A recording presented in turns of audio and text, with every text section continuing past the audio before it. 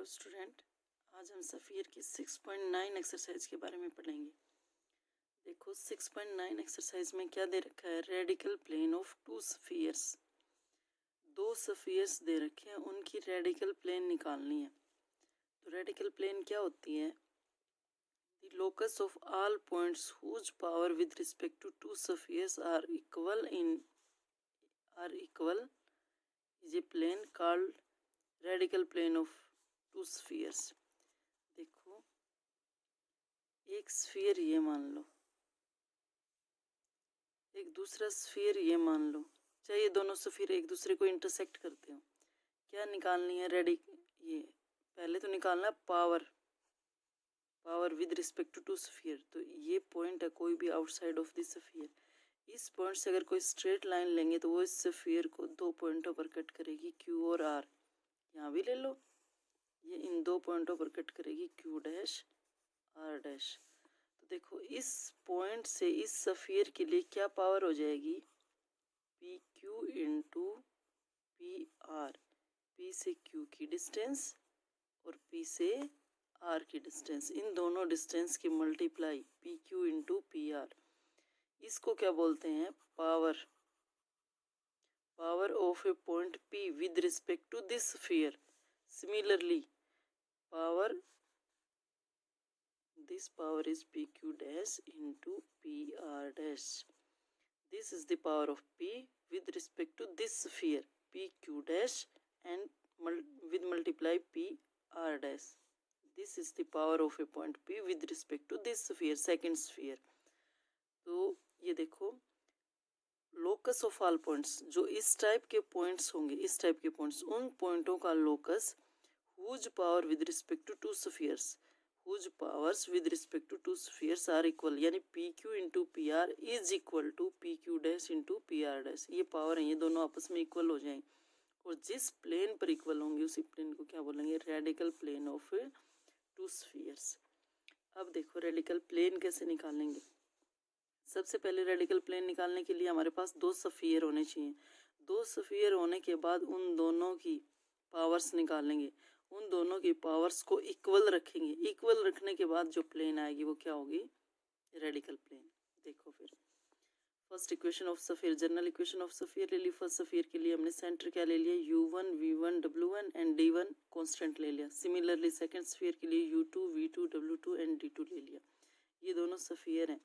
अब देखो ये कोई भी प्लेन है px1 y1, ये आउटसाइड ऑफ दिस स्फीयर, ये वाला पॉइंट है। इस पॉइंट के लिए पावर क्या होती है? हमने शायद 6.5 एक्सरसाइज में किया था। ये पावर्स निकालना क्या आया था, दोनों की मल्टीप्लाई करके P Q into P are.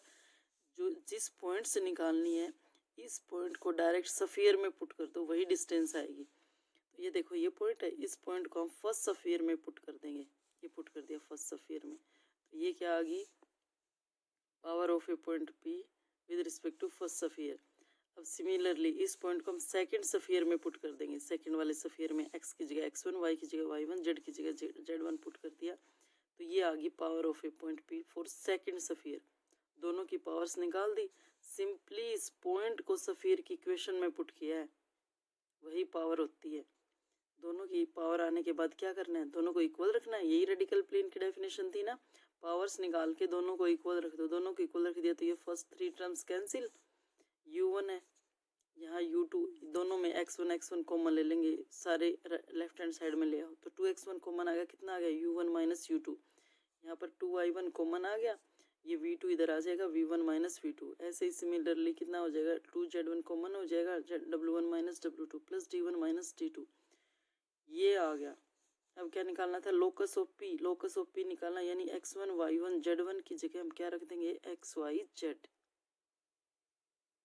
ये रख दिया X Y Z in place of x1 y1 z1। तो ये क्या हो गया? Locus of. तो ये आ गई हमारे पास रेडिकल प्लेन। रिमेंबर इट, इसको याद रखना है क्योंकि रेडिकल प्लेन आगे यूज होगी। तो रेडिकल प्लेन के लिए हमारे पास सिर्फ सेंटर होना चाहिए दोनों का, और वो कॉन्स्टेंट डिस्टेंस होनी चाहिए। तो देखो 2x into first sphere centre minus second sphere centre. Similarly 2y into first sphere centre minus second sphere centre. 2z into plus d1 minus d2। ठीक है, ये दोनों हो गए। तो यानी कि इक्वेशन ऑफ टू सफियर्स अगर ये दे रखे हैं तो उनकी रेडिकल प्लेन क्या हो जाएगी, sphere S1 minus sphere S2। यही तो क्या है। अब देखो नेक्स्ट क्वेश्चन क्या दे रखा है, the radical plane of two spheres is perpendicular to the line joining their centres. देखो कोई भी दो सफियर्स दे रखे हैं, उनकी जो रेडिकल प्लेन आएगी उनके सेंटर को ज्वाइन करने वाली लाइन के परपेंडिकुलर होगी।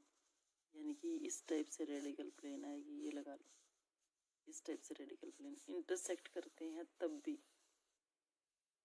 ये दोनों का सेंटर होगा, इन सेंटर को ज्वाइन करने वाली लाइन के यहाँ पर रेडिकल प्लेन क्या हो जाएगी, इसकी लाइन के परपेंडिकुलर हो जाएगी। तो पहले तो वही फर्स्ट सफियर लो, सेकंड सफियर लो, क्योंकि टू सफियर लिखा है, टू सफियर्स, फिर उसकी रेडिकल प्लेन निकालो। रेडिकल प्लेन कैसे निकालेंगे, first sphere minus second sphere. ये देखो first sphere minus second sphere, ये रेडिकल प्लेन निकाल दी। तो देखो परपेंडिकुलर चेक करने के लिए हमें डायरेक्शंस कोसाइन निकालते हैं ना, ठीक है। तो देखो डायरेक्शंस रेशियो या फिर डायरेक्शंस कोसाइन क्या निकाला, is perpendicular to the line joining their centres, centres को ज्वाइन करने वाली लाइन। यहाँ से सेंटर कितना हो जाएगा, -u1 -v1 -w1 -u2 -v2 -w2, दोनों का सेंटर आ गया। और सेंटर दोनों हमें पॉइंट पता है, ये पॉइंट भी पता है, ये पॉइंट भी पता है। तो दोनों पॉइंट अगर पता है तो दोनों पॉइंटों को ज्वाइन करने वाली लाइन, दोनों पॉइंटों को ज्वाइन कर बाय डिस्टेंस फॉर्मूला निकाल लेंगे। अब ये कैसे निकाल लेंगे, कैसे पता चलेगा ये इसके परपेंडिकुलर है। तो पहले तो रेडिकल प्लेन निकाल ली। अब देखो इस जो ये रेडिकल प्लेन है, ये वाली प्लेन है, इसके डायरेक्शंस रेशियो इसके नॉर्मल प्लेन के क्या होंगे, इसकी जो नॉर्मल प्लेन होगी उसकी डायरेक्शंस रेशियो क्या होंगे, जो इसके मल्टीप्लाई में वो इसके डिवाइड में हो जाएंगे। नॉर्मल प्लेन, नॉर्मल मतलब जो इसके परपेंडिकुलर होगी, ये रेडिकल प्लेन है तो इसकी जो नॉर्मल होगी वो इधर होगी ना, या फिर इस साइड होगी, रेडिकल प्लेन की नॉर्मल होगी, नॉर्मल प्लेन इसकी। तो जो इसकी x की मल्टीप्लाई है वो क्या बन जाएगा, उसका डायरेक्शंस रेशियो बन जाएगा। यहाँ पर x की मल्टीप्लाई कितनी है, x के साथ multiply 2 into u1 minus u2, तो directions ratio of normal to the plane third, जो ये प्लेन है ना रेडिकल प्लेन, ये इसके नॉर्मल है, इसकी डायरेक्शंस रेशियो क्या बनेंगे, जो x की मल्टी कोफिशिएंट है, जो y का कोफिशिएंट है, जो z का कोफिशिएंट है, वो x इसके डायरेक्शंस रेशियो बन जाएंगे। देखो x का कोफिशिएंट, y का कोफिशिएंट, z का कोफिशिएंट, ये क्या बन गया, directions ratio normal to the plane third. जो प्लेन थी ना रेडिकल प्लेन, इसकी जो नॉर्मल होगी उसकी डायरेक्शंस रेशियो बन गई। लेकिन देखो नॉर्मल होगी तो इसके नॉर्मल तो ये बनी ना, ये प्लेन, और यही सेंटर को ज्वाइन करने वाली लाइन है। तो यानी कि दोनों के डायरेक्शंस रेशियो इसका मतलब सेम होना चाहिए। चेक करो, इसके डायरेक्शंस रेशियो तो ये आ गई जो इस रेडिकल प्लेन के नॉर्मल है, यानी ये, और यही तो सेंटर को ज्वाइन करने वाली लाइन है। तो सेंटर्स को ज्वाइन करने वाली लाइन इसके कितने आ गए, ये आ गई। ये देखो दोनों सेम है, दोनों सेम है तो इसका मतलब वो क्या होगी, इसके परपेंडिकुलर होगी, क्योंकि दोनों पैरेलल होगी ना, इसके भी डायरेक्शंस रेशियो वही, इसके भी वही। तो ये लाइन भी यही थी और यहाँ पर नॉर्मल लाइन आई थी जो इसके परपेंडिकुलर थी। दोनों क्या होगी, पैरेलल, दोनों पैरेलल होगी तो नॉर्मल किसके परपेंडिकुलर थी, रेडिकल प्लेन के। तो दूसरी वाली भी किसके परपेंडिकुलर आ जाएगी, रेडिकल प्लेन की, इसलिए सेंटर को ज्वाइन करने वाली लाइन इसके परपेंडिकुलर हो जाएगी। नेक्स्ट प्रॉपर्टी देखो क्या दे रखी है, radical plane of two sphere passes through their point of intersection. Radical plane of two sphere passes through their point of intersection. ये पॉइंट ऑफ इंटरसेक्शन ये है, ये कहता है कि जो इन दोनों सफियर की जो रेडिकल प्लेन आएगी वो इन पॉइंट ऑफ इंटरसेक्शन से पास होगी। यही तो होता है, सेंटर को ज्वाइन करने वाली लाइन के परपेंडिकुलर और पॉइंट ऑफ इंटरसेक्शन से पास होगी। देखो रेडिकल प्लेन है ना, तो दो सफियर लेंगे, दोनों स्फीयर्स ले लिए और उनकी रेडिकल प्लेन क्या आ जाएगी, S1 minus S2 is equal to 0। अब देखो जो ये कोऑर्डिनेट ऑफ पॉइंट आएंगे ना, ये वाले पॉइंट, ये वाले पॉइंट किस किस को सेटिस्फाई करेंगे, ये फर्स्ट सफियर पर भी है, सेकंड सफियर पर भी हैं और रेडिकल प्लेन पर भी हैं। तो ये जो पॉइंट लेंगे, ये कोऑर्डिनेट्स लेंगे, ये किस किस को सेटिस्फाई करेंगे, फर्स्ट सफियर को भी, सेकंड सफियर को भी और रेडिकल प्लेन को भी। जब ये पॉइंट ऑफ इंटरसेक्शन, जो इन दोनों का पॉइंट ऑफ इंटरसेक्शन अगर रेडिकल प्लेन पर आ जाएगा तो ऑटोमेटिक ही क्या हो जाएगा, radical plane passes through the point of intersection of two spheres. इन दोनों पॉइंटों को निकाल लेंगे, दोनों पॉइंटों को यहाँ पुट करके देखेंगे। अगर रेडिकल प्लेन को सेटिस्फाई करते हैं तो अपने आप ही रेडिकल प्लेन उन दोनों पॉइंटों से पास होगी। ये देखो, if the sphere intersect the plane of their common circle, जो इन दोनों का कॉमन सर्कल है ना, देखो ये रहा कॉमन सर्कल, ये कॉमन सर्कल, इनकी जो प्लेन होगी वही प्लेन क्या बनेगी, रेडिकल प्लेन बनेगी। नेक्स्ट क्वेश्चन देखो भाई, to show that the equation of any two spheres can be put in the form. ये देखो दो स्फीयर की इक्वेशंस है, वही है X square plus Y square plus Z square. यहाँ पर सिर्फ क्या दे रखा है, ये एक्स एक्सिस दे रखा है, वाई और जेड नहीं दे रखे। यहाँ पर भी ओनली एक्स एक्सिस दे रखा है, वाई और जेड नहीं दे रखे। तो ये कहता है कि जो जर्नल इक्वेशन ऑफ स्फीयर हमने पढ़ी है, ये देखो ये जर्नल इक्वेशन ऑफ स्फीयर, यहाँ भी टू स्फीयर्स के लिए हम इनको सिंप्लीफाई करके इस फॉर्म में चेंज कर सकते हैं। तो इन दोनों इक्वेशंस को इस फॉर्म में चेंज करने के लिए हमें अकेला एक्स एक्सिस लेना पड़ेगा। देखो इसका जो सेंटर है वो कहाँ पर लाई करता है, एक्स एक्सिस पर। वाई और जेड तो है ही नहीं, यानी कि वाई जेड एक्सिस पर सेंटर है ही नहीं, नहीं तो वाई जेड का भी तो कोऑर्डिनेट आता है यहाँ पर। देखो फिर, let the line joining the centres C1 C2 of the two sphere be taken as a X axis. तो यानी कि जो हम इन दोनों स्फीयर्स का सेंटर लेंगे वो कहाँ पर लाई करेगा, एक्स एक्सिस पर, एक्स एक्सिस पर लाई करेगा। तभी तो एक्स के कोऑर्डिनेट आएंगे, वाई और जेड के कोऑर्डिनेट नहीं आएंगे। तो फिर जो रेडिकल प्लेन आएगी, देयर रेडिकल प्लेन, वो किस पर हो जाएगी, वाई जेड प्लेन पर हो जाएगी। वाई जेड प्लेन यानी कि X is equal to 0 plane, Y Z plane पर हो जाएगी। देखो फिर, इक्वेशंस ऑफ टू स्फीयर्स ले लिया, दोनों के ये सेंटर्स हो गए। इसी को हमें चेंज करना है ना, इसी को तो हमें सिंप्लीफाई फॉर्म में लेकर आना है, ये निकालना है। तो ये हो गया, ये इसके सेंटर्स हो गए। और क्या कहा है, सेंटर दोनों किस पर लाई करते हैं, एक्स एक्सिस पर लाई करते हैं। अगर एक्स एक्सिस पर लाई करते हैं दोनों के सेंटर, तो V1 और W1 V2 W2 क्या हो जाएंगे, 0। तो क्या आ गया, ये आ गया। लेकिन एक चीज़ और दे रखी है, ये तो आ गया एक्स एक्सिस पर स्फीयर, यहाँ पर क्या दे रखा है, D और D दोनों सेम दे रखे हैं, और हमारा कितना है, D1 D2। तो अब देखो इन दोनों स्फीयर्स की क्या निकालेंगे, रेडिकल प्लेन। तो रेडिकल प्लेन किसी भी पॉइंट पर निकालेंगे तो क्या हो जाएगा, first sphere minus second sphere, first sphere minus second sphere, ये आ गया। But the radical plane is X is equal to 0। ये रेडिकल प्लेन क्या है, ली थी ना हमने, Y Z plane. Radical plane कहाँ पर लाई करेगी, वाई जेड प्लेन में, और जहाँ पर एक्स क्या होगा, 0। और ये रेडिकल प्लेन निकाल ली, लेकिन इस रेडिकल प्लेन में एक्स तो 0 है, एक्स 0 तो क्या बच गया, D1 minus D2 is equal to 0। D1 minus D2 is equal to 0, D1 is equal to D2 is equal to D। तो D1 D2 की वैल्यू हमने क्या मान ली, कोई भी कांस्टेंट कॉमन आ गई ना, तो ये आ गई D। दो ही कंडीशन यूज करनी है, एक तो दोनों के सेंटर कहाँ पर लाई करेंगे, एक्स एक्सिस पर, तो वाई जेड 0।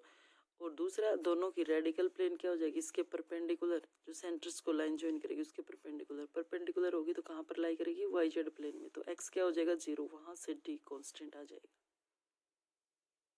अब देखो, coaxial system of spheres, coaxial system of spheres यानी कि एक सिस्टम ऑफ स्फीयर्स लेना है, बहुत सारे स्फीयर्स लेने हैं, उसको कोएक्सियल कब बोलेंगे, जब इस सिस्टम ऑफ स्फीयर्स के कोई भी दो मेंबर उनके पास सेम रेडिकल प्लेन हो। कोएक्सियल के लिए क्या निकालेंगे, radical plane. Any two members of this system have same radical plane, two members have same radical plane, दोनों स्फीयर के पास सेम रेडिकल प्लेन हो जाएगी। तो क्या हो जाएगा, कोएक्सियल सिस्टम ऑफ स्फीयर। कैसे शो करते हैं हम कोएक्सियल सिस्टम ऑफ स्फीयर को, अगर फर्स्ट स्फीयर दे रखा है, सेकंड स्फीयर दे रखा है, तो उनकी इक्वेशन क्या हो जाएगी, कोएक्सियल सिस्टम ऑफ स्फीयर की first sphere plus any combination of S2, के S2 लिख लो, लेमडा S2 लिख लो, S1 plus lambda S2 is equal to 0। ठीक है, ये सिस्टम ऑफ स्फीयर्स को रिप्रेजेंट करता है। एक प्रॉपर्टी और दे रखी है, to prove that the centre of a coaxial system of spheres are collinear. सारे के सारे सेंटर्स, सारे कोएक्सियल सिस्टम ऑफ स्फीयर्स के सेंटर क्या होंगे, कोलिनियर। कोलिनियर ही तो होंगे, एक ही लाइन पर होंगे। देखो दो स्फीयर एक दूसरे को कट करते हैं, ये उसकी रेडिकल प्लेन आ गई।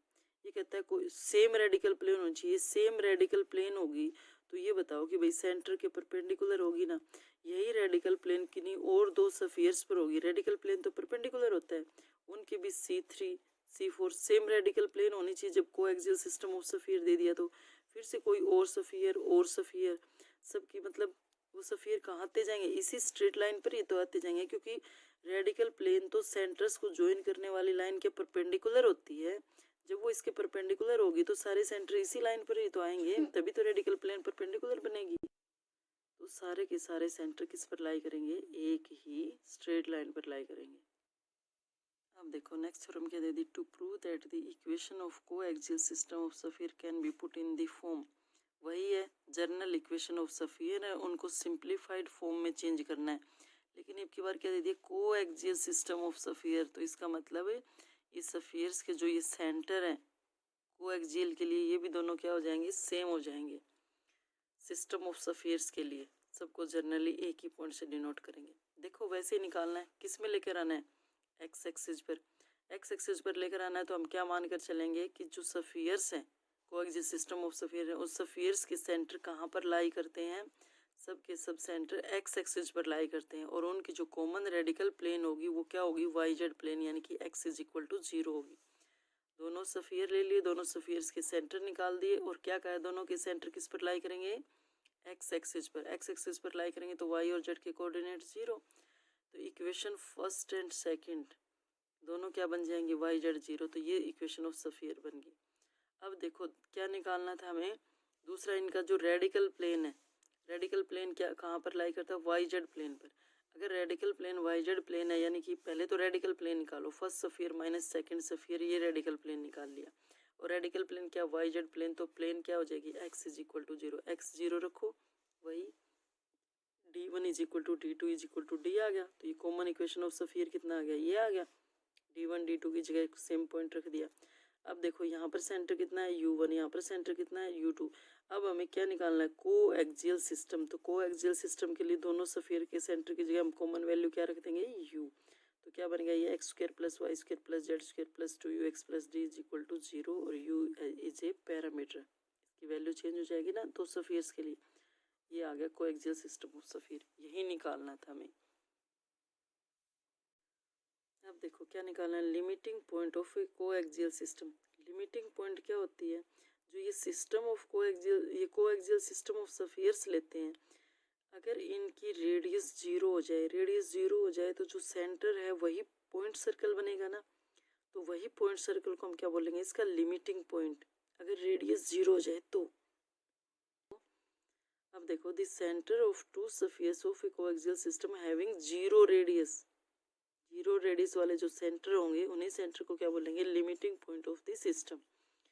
देखो क्या दे रखा है, prove that the centre of two spheres of a coaxial system. Coaxial system यही लिया था ना हमने रिड्यूस करके, तो इसका जो सेंटर्स होंगे इनके which have 0 radius are at the point, 0 radius लेंगे, ऑब्वियस सी बात है 0 रेडियस लेते ही वो सेंटर क्या बन जाएंगे, लिमिटिंग पॉइंट बन जाएंगे।